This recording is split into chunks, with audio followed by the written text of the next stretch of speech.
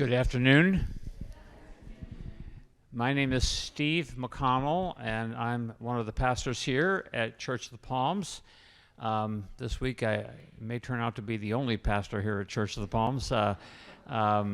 Lori Haas is, of course, on sabbatical, and yesterday Sarah Soboleski left for Europe, and tomorrow Genevieve leaves for Europe, and Mingy is on vacation in Sarasota. So you're stuck with me. But I'm delighted to be here, and I'm always thrilled to have a chance to just give thanks for our senior well-being ministry and for all of the things that are happening to really encourage our seniors to live into a life of well-being, of body, mind, and spirit. And we do that in a variety of ways. Of course, we got all these activities going on in the Palm Center. Brandy and her ministry are just doing some wonderful things. And we most certainly have our Caregivers Pathway that Pat Gottman has been coordinating and leading. And this, of course, is a part of that journey as well. But these senior well-being talks, I think, are just been a great resource for our community and for our congregation. And so so happy that you're able to take advantage of this, and again, happily just grateful for Pat and her team and others who are part of our effort to try to reach out and give people a chance to think through how they can live a life of well-being. We are delighted today to take up this topic of seniors dealing with those entities out there that are wanting to take advantage of our status. And so when I say senior, I have to include myself, since I just turned 65 last week. So yeah, here I am. I graduated. I got my Medicare card on my wallet, so I feel like I've arrived. So it is important for us to take time to wonder about how to be as wise and as thoughtful when it comes to protecting our well-being over the course of our lives. So the Seniors versus Crime Project is a wonderful, wonderful opportunity that has been granted to us via the Office of the Attorney General. I'm sure we'll hear a little bit more about that. Seeking to find ways by which to prevent seniors from being victimized by, as I said, these entities out and about.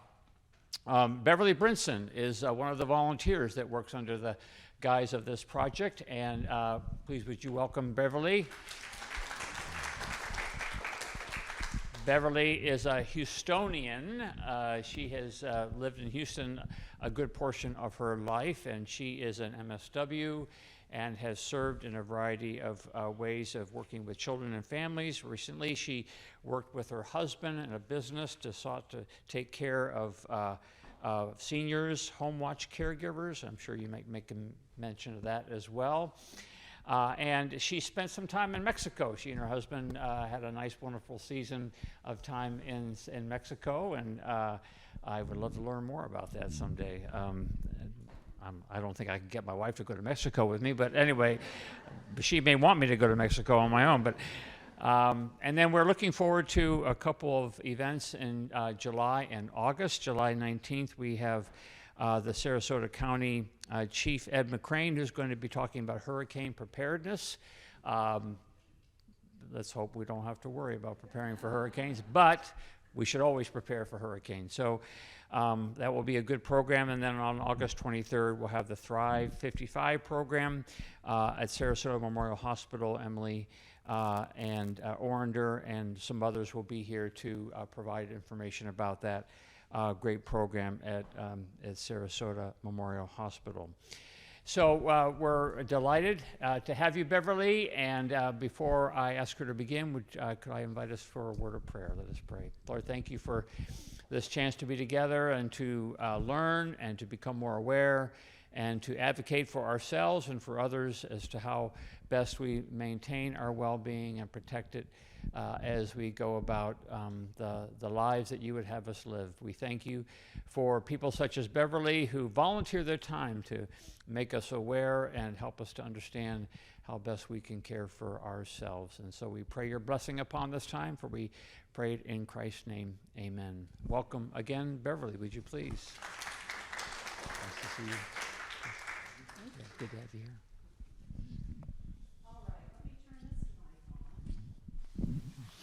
Can you hear me?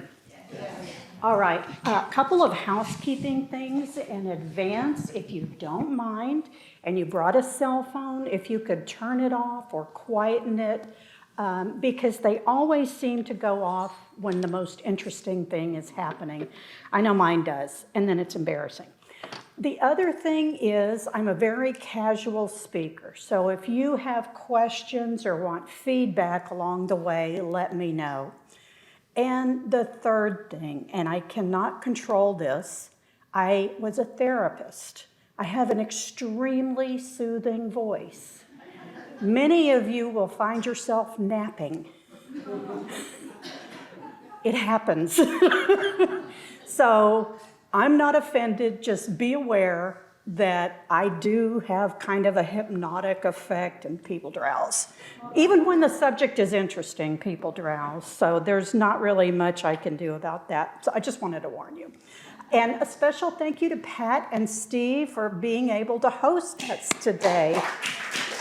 Yay!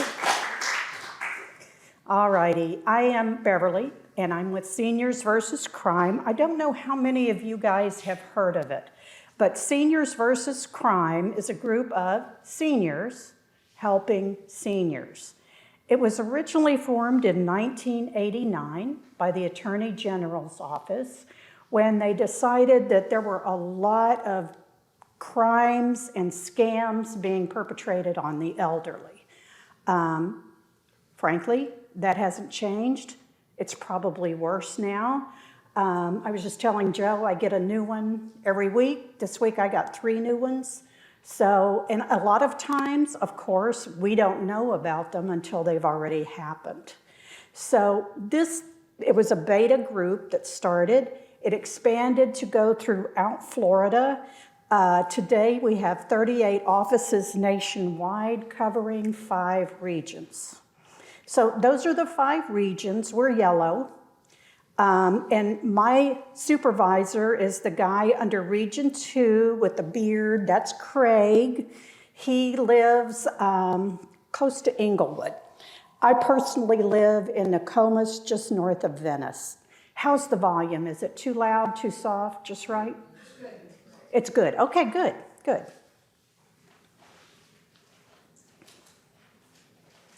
So what we do is we assist the Attorney General in preventing crime as much we can. Now, let me just say this is a mixed message a bit because we actually don't do criminal cases. What we do is we are a network and a resource, and there are many times we can intervene, and I'll give you a couple of examples of that as we go on. There are attorney references. There are other regulatory agency references. There are many other things that we can do. So one of the things that we start with is gathering the information.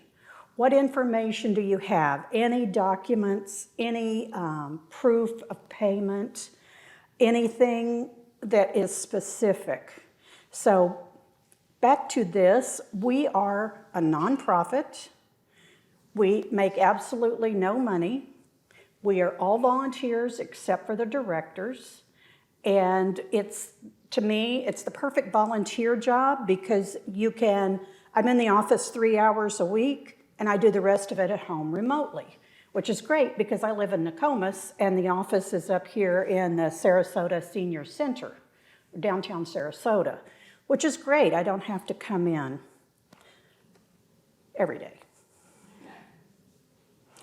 So mainly what we want to do is educate and assist and mediate. So I'll get into the education portion first.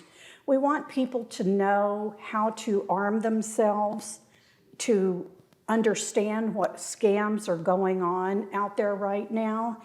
And not all of these affect seniors, but the three I've heard about this week, one is, I don't know how many people wear a Fitbit or a fitness tracker.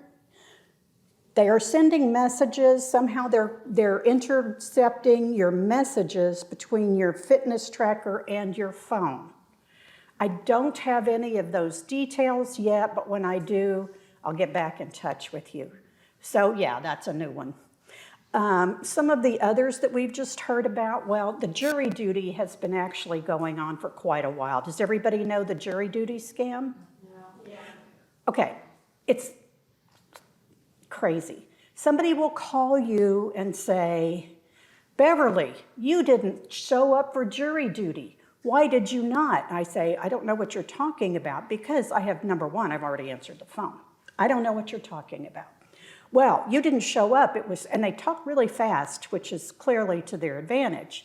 Well, you were supposed to show up on June 3rd, and you didn't, and now you have to pay a fine. So they scare you. So that one has been really effective in getting our attention over the last couple of weeks.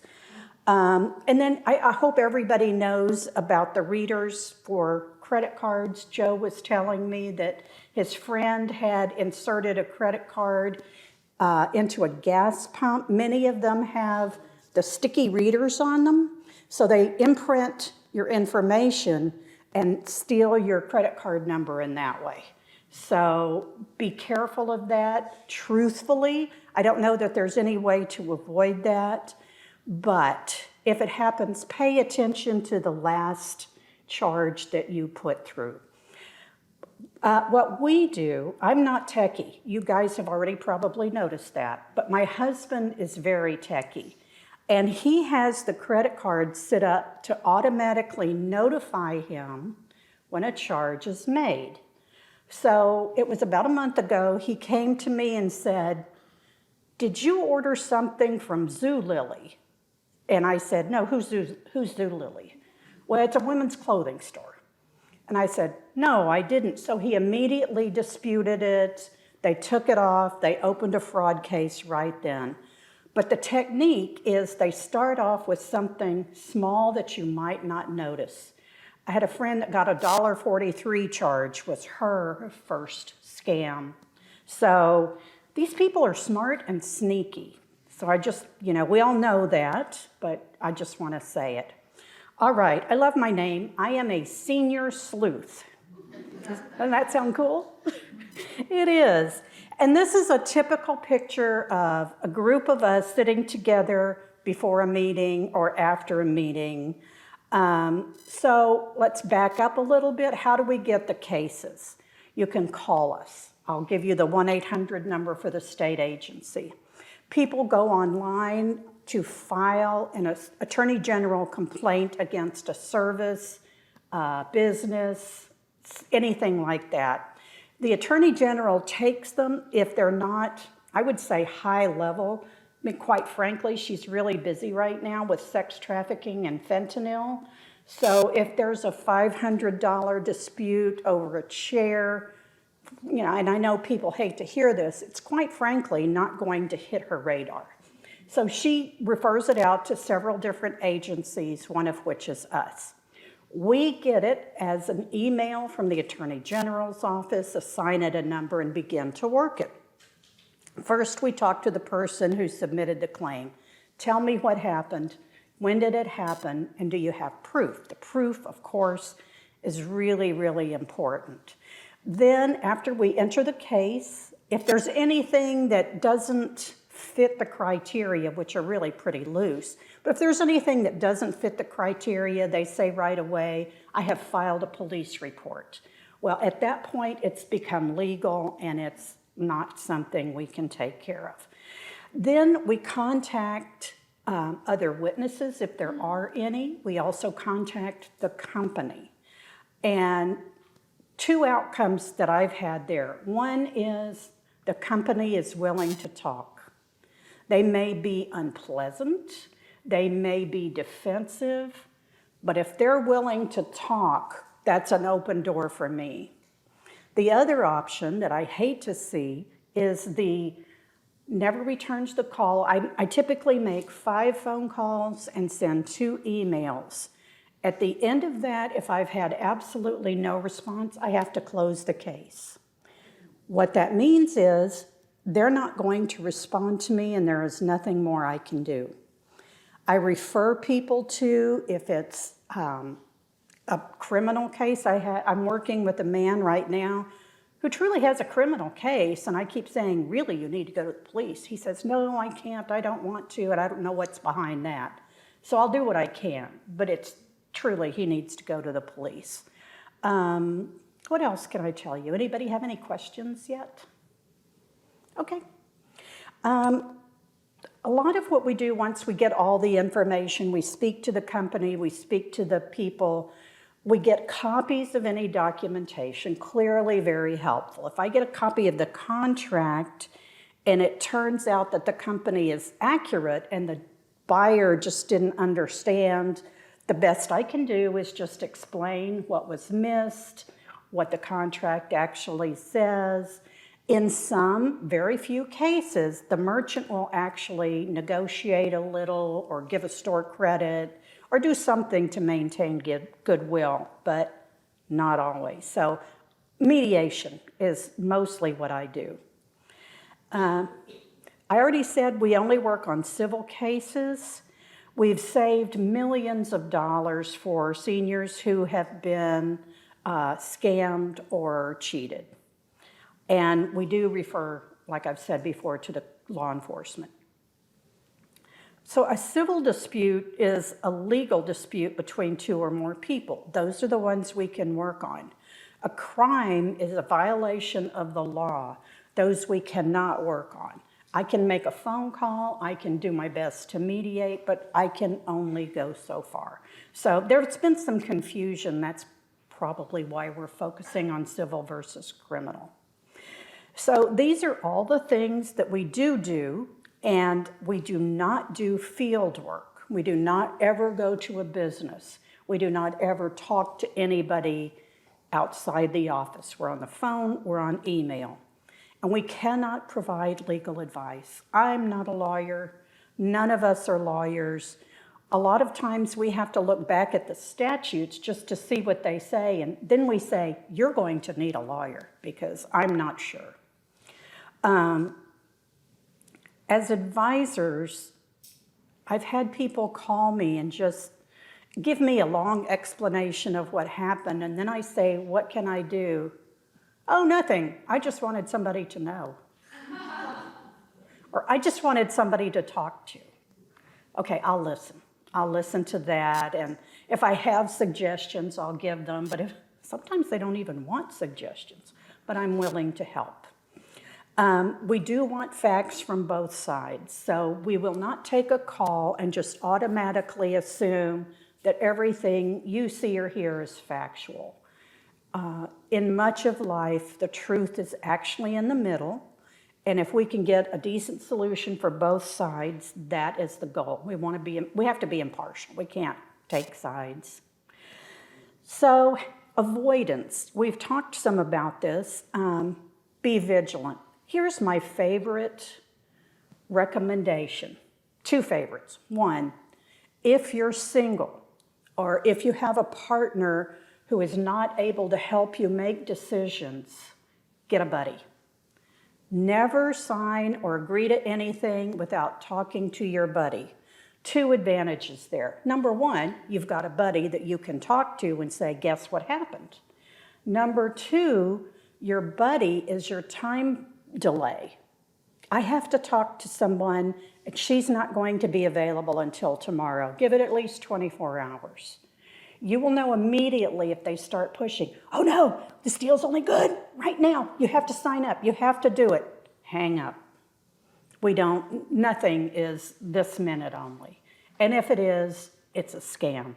So that's my 2 biggest pieces of advice is get a buddy and wait.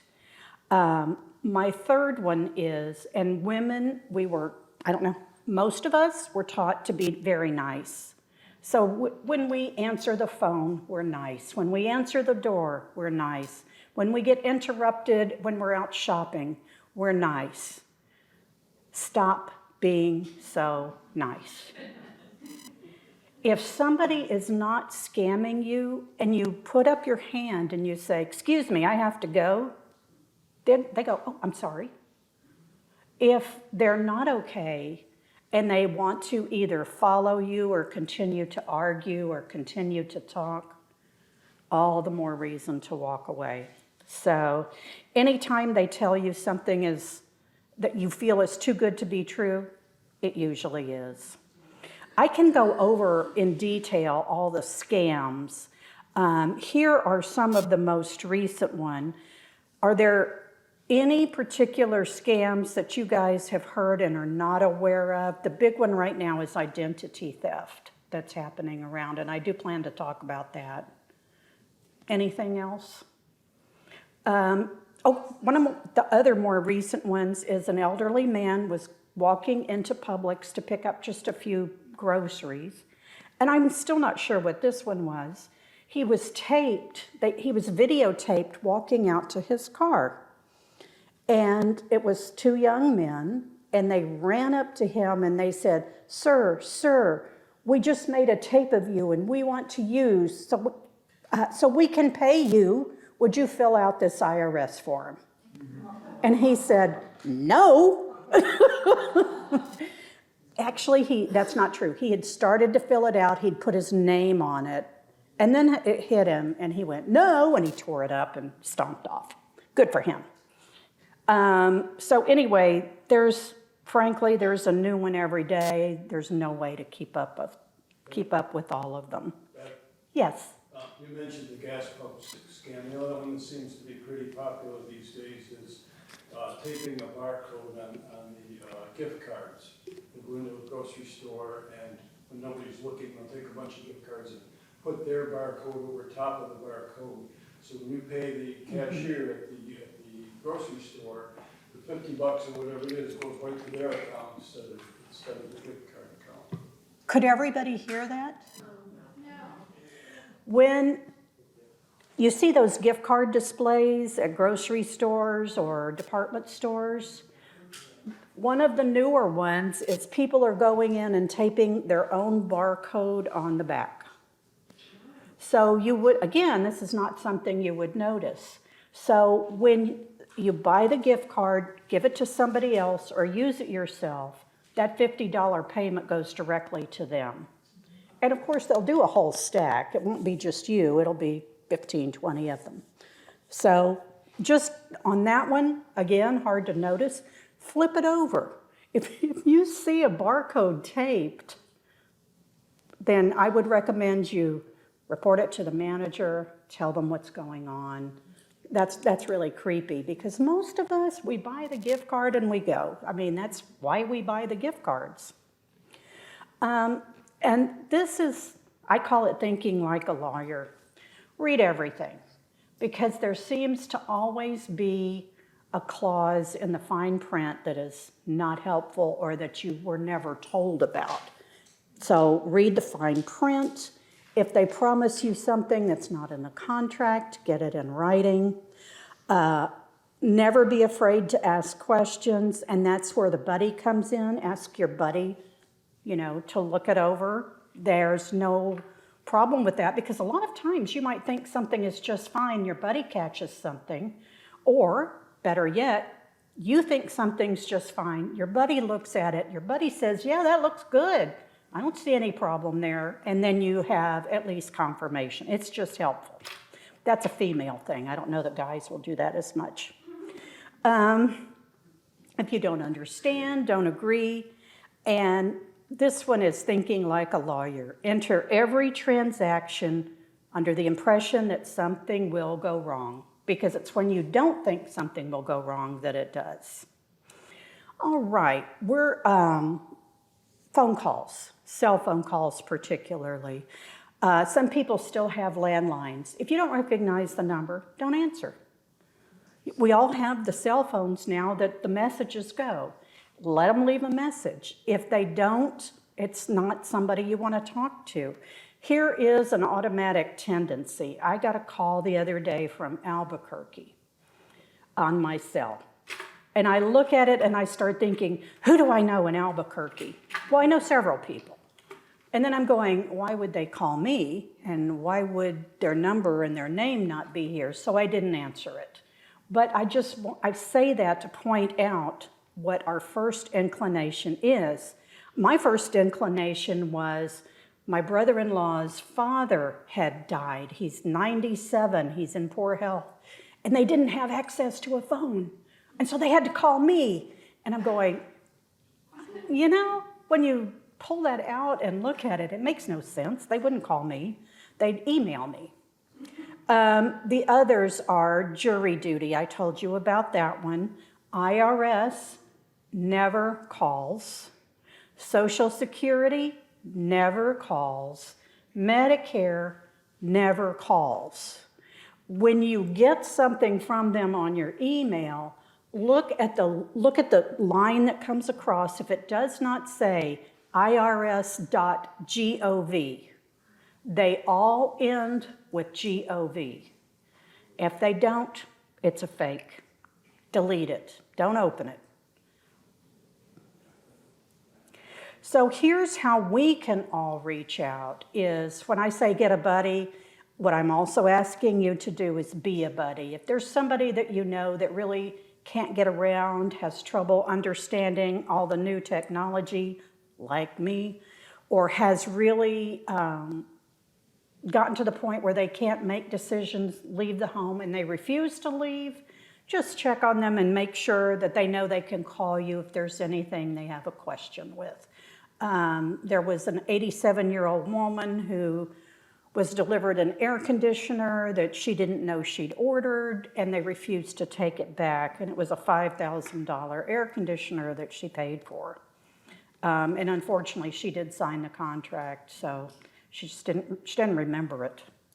I'm going to also talk about asking for help. I think if you haven't been scammed yet, where have you been? Because here's my favorite. I lived in Mexico for 8 years. So really, there were a lot of things that didn't have internet communication down there. So in a lot of ways, it was safer. But one day, I was in the car, and I remember I was driving along a road, and I get a call saying, "Hi, do you take Amazon? I'm calling for your friend Raquel."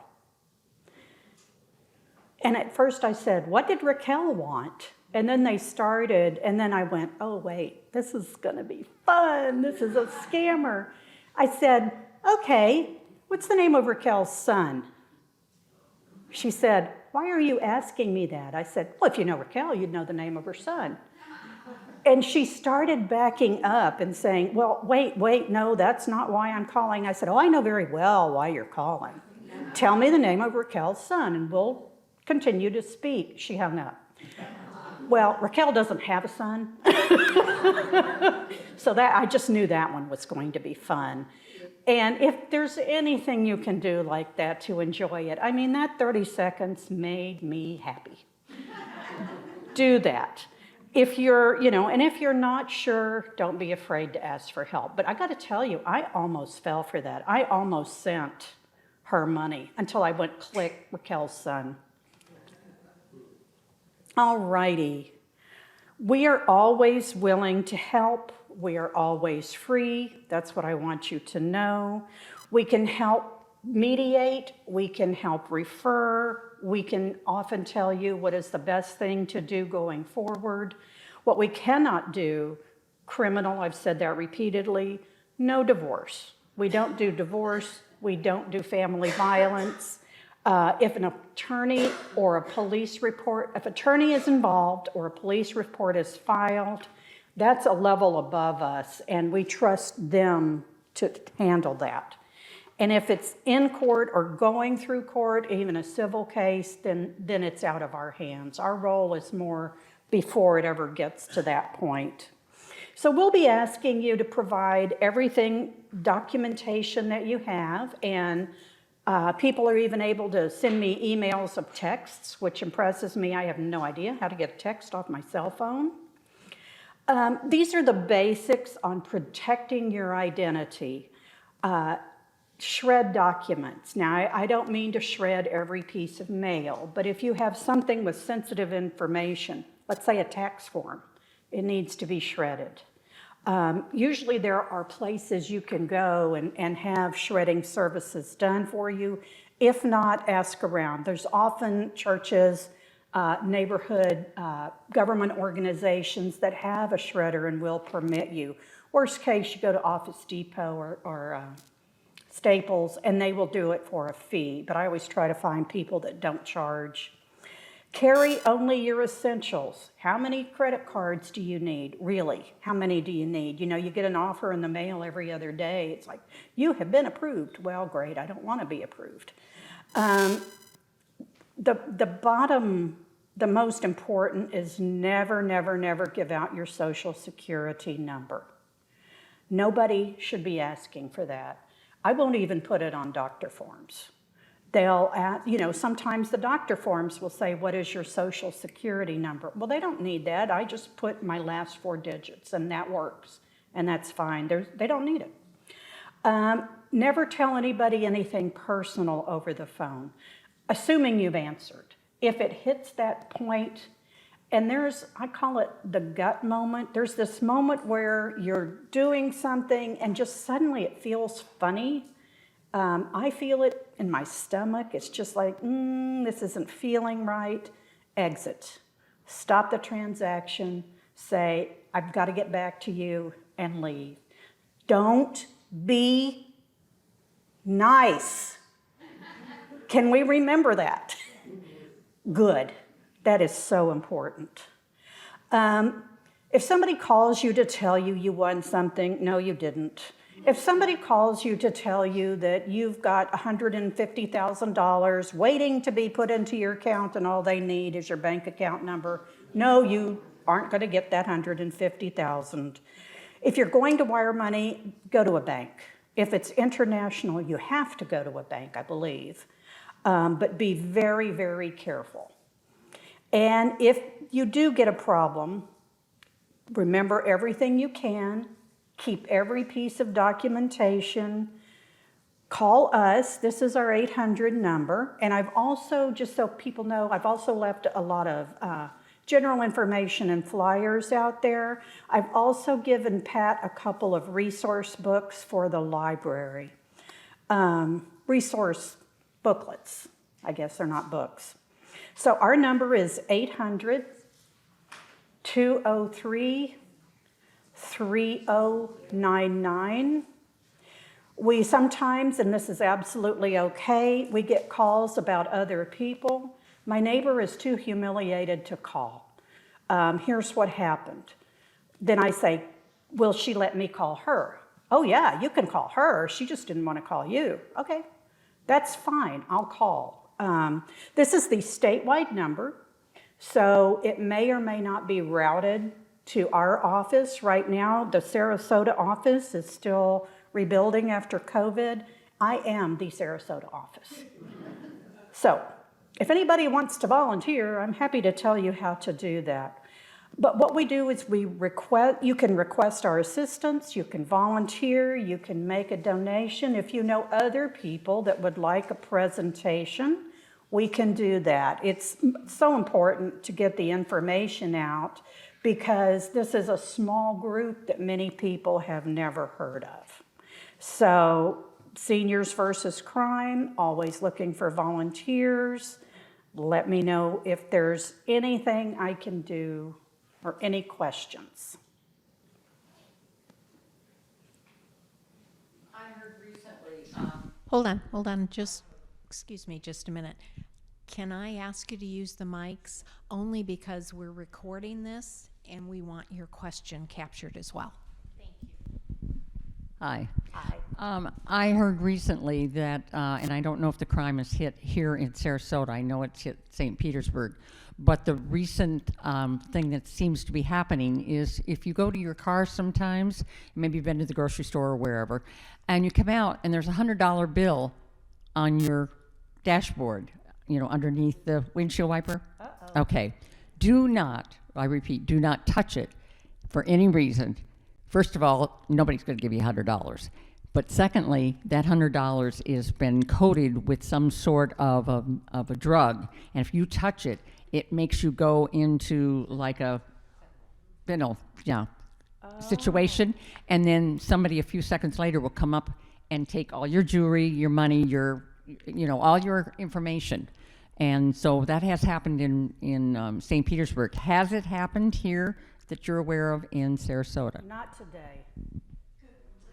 Thank God.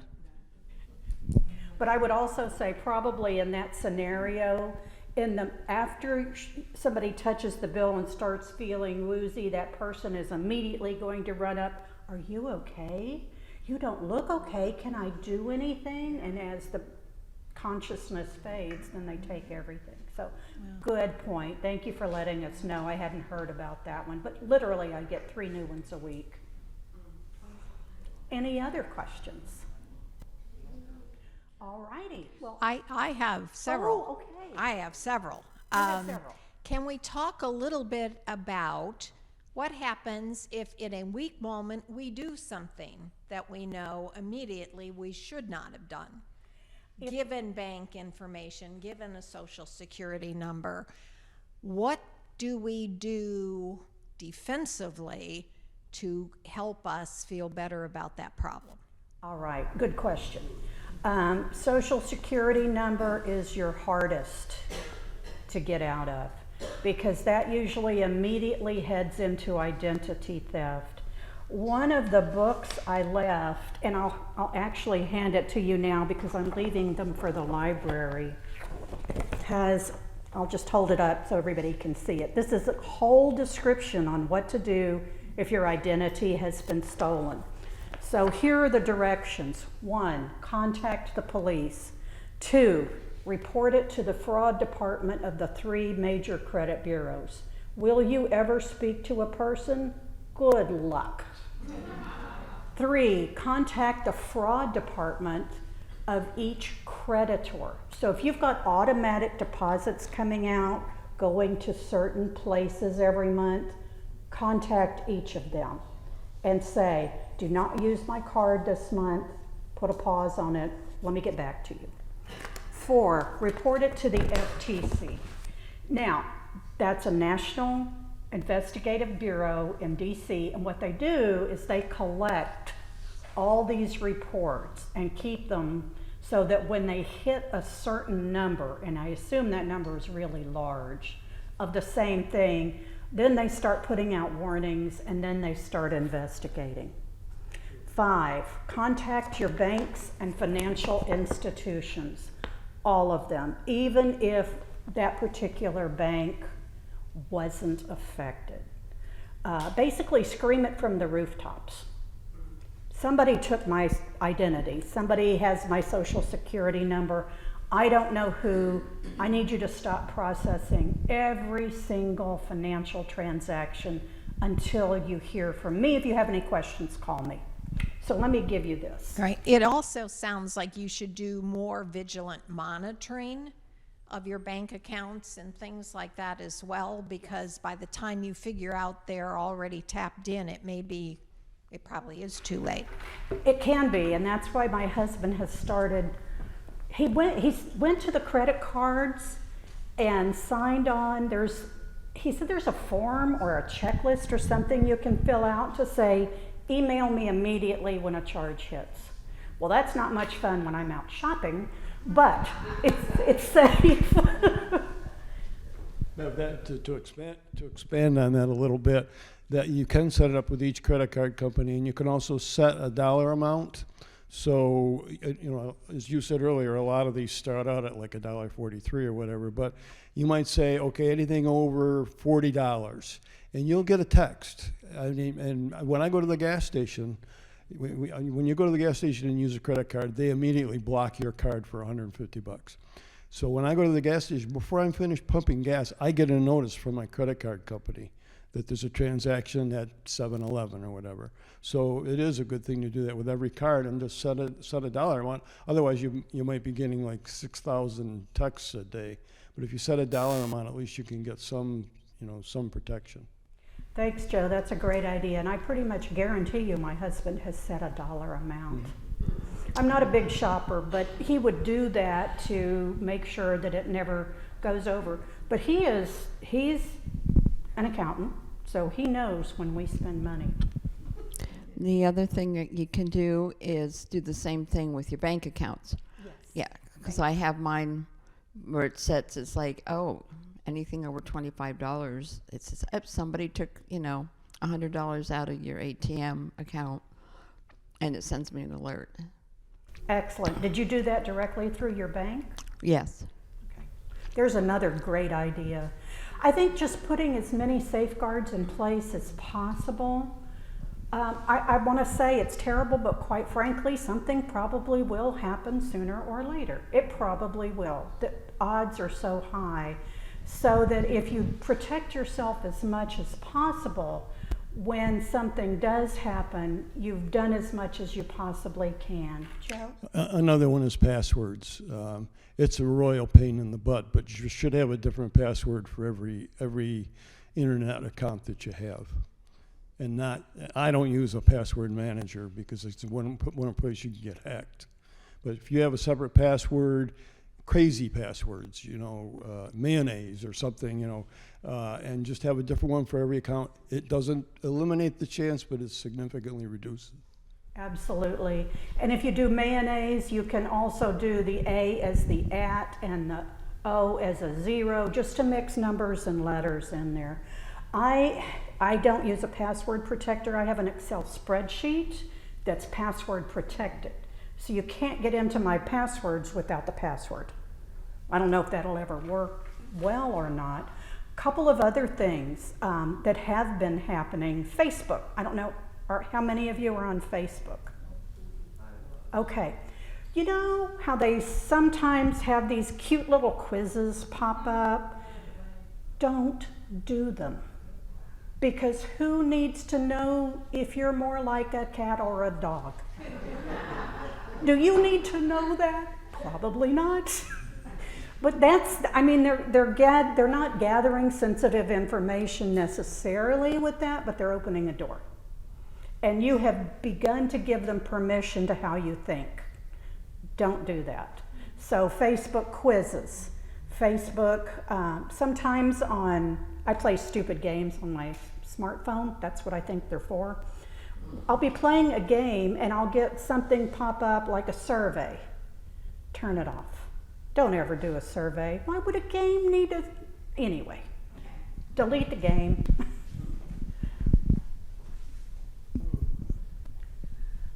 I get a lot of bad emails and also texts, but mostly emails. Does it do any good to hit the button that says report as spam? Yes. Or is that just a waste of time? Is it on Facebook or on... No, on my emails. Yes. I'm not saying it's a perfect solution. Do you know how to block an email? Do you know, like when you get an email, you can prevent them from getting back in touch? Also on my text, I can block it. Okay, good. That's the best approach, is just block it. Sometimes I get really inappropriate messages over Facebook, and those you can report and those they do follow up on, believe it or not. Well, on my phone, it's really disturbing, and I have not, luckily so far, accidentally opened it, but it would be, where it says subject or whatever, and you would see that it's a picture that's attached. And I don't know who the heck that's from. So obviously I have not opened it, but I'm so afraid that I might open it by one day by mistake, Because, yeah, but... Delete and block that number if you can. Then I keep getting more. Yeah, the problem is they just use different numbers. Beverly, can you go back to the slide where you had that long list that started with grandparents scam? Sure. And maybe hit a couple of those, because I think that for all of us, sharing what we know about those scams will help us if they happen to us. The grandparents scam that I never thought I'd fall for, apparently is really very common. And, you know, if we're aware they're out there, that may be a trigger too when you pick up your phone and somebody says something. Thank you. All right, the grandparent scam is particularly useful when you're in a foreign country, and unfortunately I don't have any grandkids to be caught up into this, but they call you, or you get a call, your grandson is in jail. He's been arrested for, you know, and it'll be something like he hit a car and he ran, and and now we've arrested him, so he can't raise bail. He told us to call you. And he doesn't want his parents to know about it. Thank you. I forgot So, that piece. Grandma, please don't call Mom. Yeah, the other thing is they're doing it in reverse now also, calling grandchildren and saying your grandmother, your grandfather is in trouble. They need $4,000 and they cannot go to your mom or dad. It's just too embarrassing. Can you help? I mean, $4,000 is far too much to ask somebody in their 20s, so it might be $500. She's really counting on you. So that scam is now going both ways. Jury duty scam, I think I mentioned that earlier, where they call you and say you're going to pay a fine because you didn't show up. The arrest warrant scam. Somebody calls and says, hi, I'm with the Sarasota Police Department and we have an arrest warrant for you. We need you to come down to the station right now. Oh, I'm in the area. Let me meet you and you can pay your fine to me directly. That one, you know, it's fairly obvious, but easy to fall for. I mean, who would believe a cop would lie? That's similar to the IRS warrant, and usually those come from fake numbers. So if you ever get a call from somebody saying they're from the IRS, number one, they're not. So that end it there. But if you do find yourself speaking to somebody that you momentarily think is from the IRS, say, hold on, give me your number and let me call you back. They'll hang up. That technique works well for a whole lot of these. Social Security scam, that one is usually an email. And that's why the important thing is to look at .gov. It doesn't matter what they say afterwards. If it doesn't say irs.gov, it's not from the IRS. Delete. Don't even think about opening it, because sometimes they have those viruses, those malicious things that can infect your computer, and then good luck trying to get everything straightened back out. It'll take you months. Investment scam. These actually are not new. I think we've all probably been exposed to an investment scam that this property is for sale and it's the last one available, and if you buy now, you can get it reduced by, let's say it's a house, $25,000. Or let's say it's a car, $4,000. It's such a good deal. And you think, oh, I've been wanting that car. Oh, $4,000, such a good deal. It might be a good deal on paper, but when you find out that you paid somebody and didn't get title to the car, it's not a good deal. So that actually has happened. Free stuff scam, that is usually a phone call. Let me give you some, I have this, well, it's not a scam, but my least favorite is probably the hotel call saying, I can give you a trip to Hawaii for $600. And you know what it is, it's a timeshare. It's not a scam, but it's anytime they tell you they're going to give you something at a super deep discount. I have a personally negative view of timeshares, like really negative.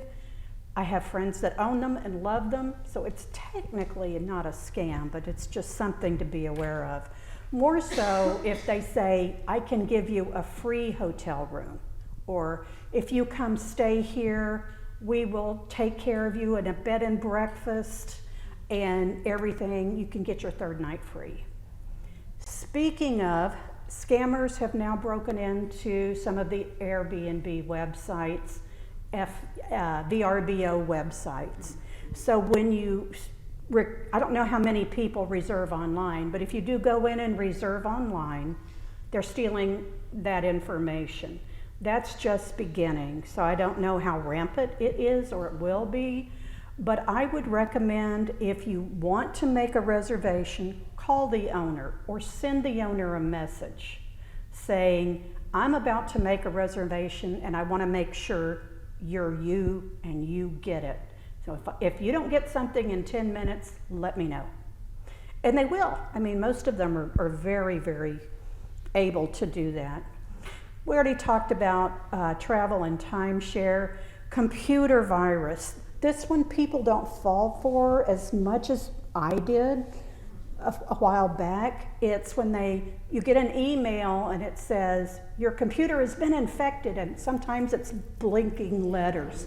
You know, and then I think, oh no, wait till my husband finds out. So early on, I clicked that and then figured it out before it went too far, closed it down. I did get a virus, but fortunately I closed it down early enough that it didn't wipe out everything. So it took a long time to fix that. So the other thing is sometimes you'll be on a web page and down at the bottom it'll say, notice you have been infected. No, you haven't. Don't believe that one either. The DNA cancer scam. I know many of us have gotten our DNA results. That's so interesting, and it's so much fun to find out where you're from and get that information. One of the things, and I'm not clear on the details on this one, but I've heard about it, is anybody that's gotten a DNA test can get an email from somebody who's had access to the test information, and they'll say, did you know your line, whatever, Alan, has a big history of cancer, specifically breast cancer. Specifically, it seems to occur in your 70s. Why don't you send us some money and we will dig deeper into this? So, another question? Yes. I have a comment and a question. Sure. Another area is leases. I know when I sold my house about 6 years ago, somebody took the real estate information from the ad, put it on Craigslist as a fake lease. And that's happening a lot. That is scary. Yeah. I hadn't heard that one yet. Oh my. So you need to be You guys very have all heard yeah, that. you need to be Okay. very careful if you or a family member is leasing that it's really actually available. All right, thank you. And then a question, are you seeing any solar panel installation scams? Thank you for bringing that up. Yes. They've kind of died down lately. I'm not sure why. Solar panels. Seniors in Florida can get a great deal on solar panels. Free. Well, yeah, usually free. Sometimes they're just a great deal. But here's the problem. There are places in Florida where you actually cannot install them. Some neighborhoods prohibit them. The saddest case I heard was a man who had a large house, trying to think, in North Sarasota, like a really large house, and he had had them put on, and they had told him, don't worry, your insurance will cover it. No, they didn't. He spent $22,000 on solar panels, was verbally told, your insurance will cover it. Don't worry, they did the guys down the street. He's got insurance. He was out that money. He's got the solar panels, but they are not insured, and the next hurricane that comes through, who knows what will happen. They're right up there on some of my least favorite vendors. And roofing contractors are up there too, especially after Ian. Thank you. Another common one that I see a lot lately is for Microsoft. they'll say your account has been compromised. We need you to go in and verify your account information. That's a no-no also. It looks so official. Aren't they good? So official. But don't open it. Don't fall for that. And anything like that, any account, they're not going to do it that way.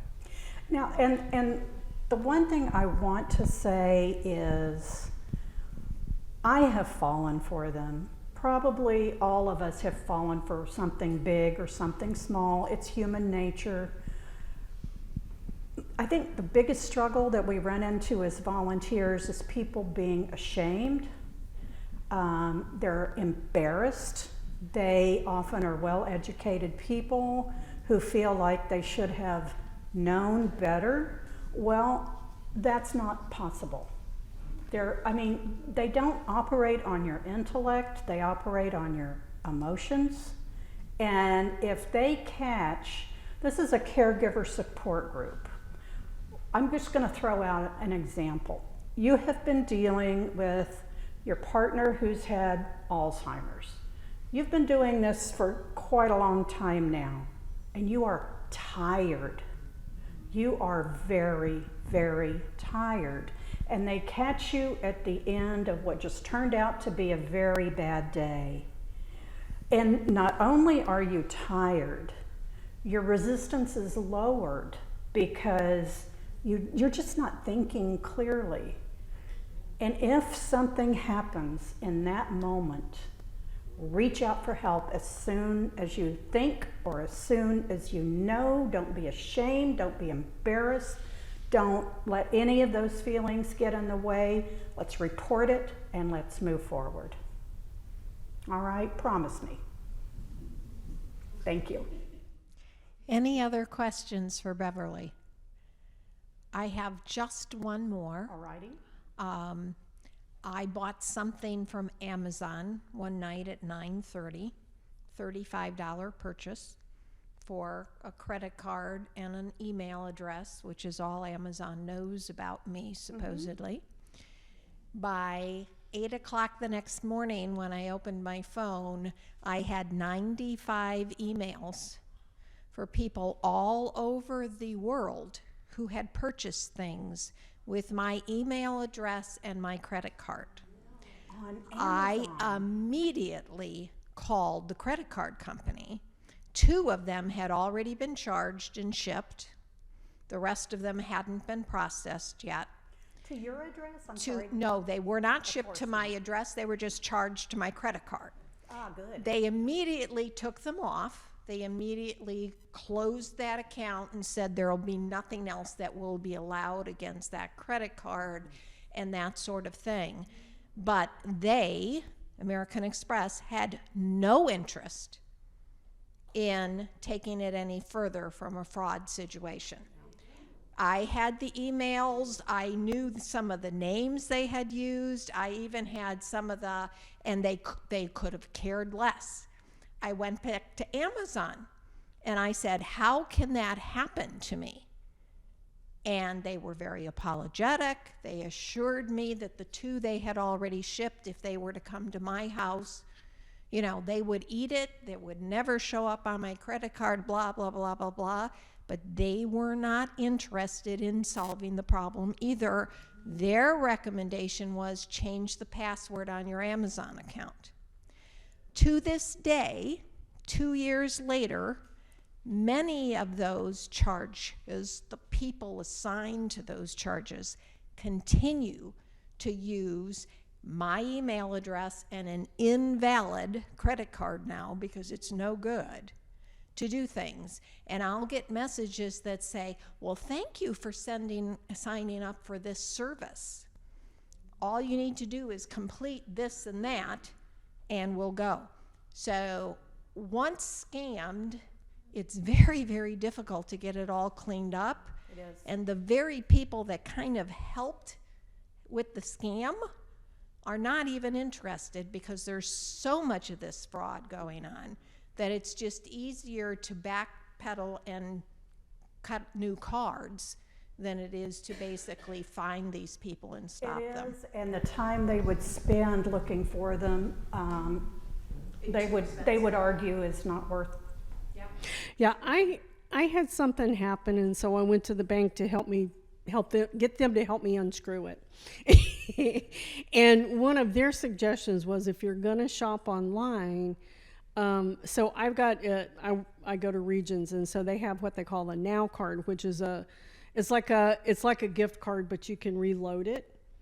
But if somebody steals that number, that's all the farther it can go, is whatever, little bit of money you have on that, and they can't get into your credit or anything like that. So that was a suggestion that they had for me, because you can transfer, let's say I wanted to do that Amazon purchase and I didn't have enough on my Now card, I can transfer money from my account to my Now card, enough to cover that one thing, and then spend it. That's a great idea. So that's a way to kind of keep them from going deeper into your credit. And where did you get the Now card?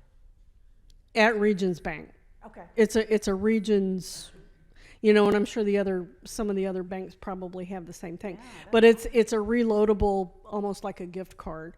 But that was their recommendation, was anytime you're going to shop online, just transfer the money into that and then use that, so that they can't get into your credit. That's a great idea. Along those lines, I had problems. I think she wants you to use the mic. Along those lines, I have been scammed with my 2 credit cards that I have through Truist. And I sort of did some sleuthing on my own, and I kind of thought it might be our cable company that has my credit card for my landline. I live in a development, but they have to have a credit card for your landline. And the second time it happened, Truist had just sent me a new card, and the only time I used it was to call this company and give the card. The following morning, it was scammed again. So that was my sleuthing. And I went through Truist. They suggested that I open a small checking account with only $100 in it that I would have to replenish. I pay $29 a month for my landline. And so that's it. Only give that number to them, the cable company. And so far, so good with that. But that was similar to... Now, do you have to pay service charges on that account? No, Okay, no. But I do have to remember in 3 months to put another $100 into the account. Also, Truist has told me that they have had to double their fraud employees because of all this fraud going on. I'm not surprised. No, I think they must be. I wonder if they're going to start grimacing when they see my face again at the regional office, because what else can you do but get help from people? Yeah, you just keep complaining and Yes, do what you yes. can. And they know I don't buy thousands of dollars from Dick's Sporting Goods now. I love it. Are you sure? All right. Any other questions for Beverly? Thank you. Oh, yep, there is. One more. One more. I'll make it as fast as possible. You said that you took a call when you were in Mexico and you spoke to the people because you thought, well, I can have a little fun with this. It's my understanding that we should not answer those calls. We should not say anything because they can record your voice and rearrange everything. And now, with artificial intelligence, it has become even more prevalent and scary as anything, because most of us don't understand it at all. Thank you for that. You're absolutely right. This was, I want to say, 6 or 7 years ago. But yes, with artificial intelligence, everything is suspect. Pictures, recordings. They can take you and change you and make it look like you're really doing something. They're way beyond Photoshop. And you're absolutely correct, the voice. So ignore what I did. Don't do that. Don't do that. Okay. All right, could we give Beverly a hand in appreciation? Thank you.